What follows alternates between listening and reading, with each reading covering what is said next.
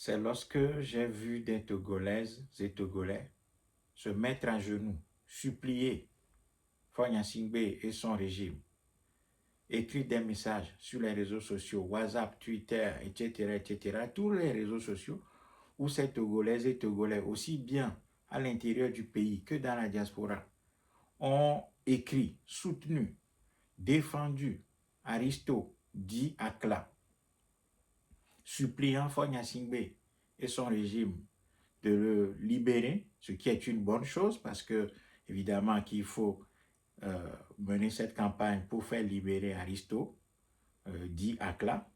Ça, c'est tout à fait normal. Par contre, ce qui m'a beaucoup étonné, c'est qu'on n'a pas vu toute cette ferveur-là autour de Jean-Paul Oumoulou et des autres prisonniers politiques togolais qui se battent pour défendre le peuple togolais et essayer de le sortir des griffes de Fagne Singbe et de son régime.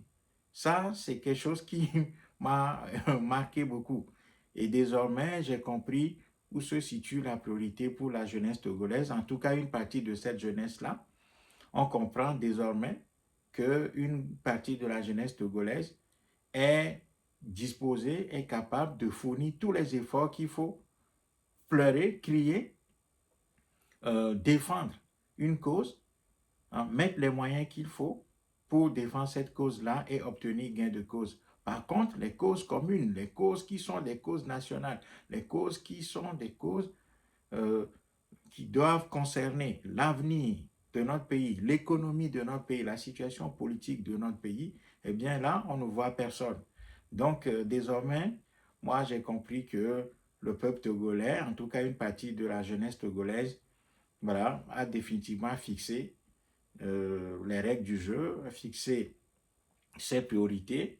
Et c'est désormais où sont ses priorités. Ses priorités, c'est l'amusement, c'est le divertissement, c'est le faillotisme, c'est ce qu'ils appellent globalement les influenceurs.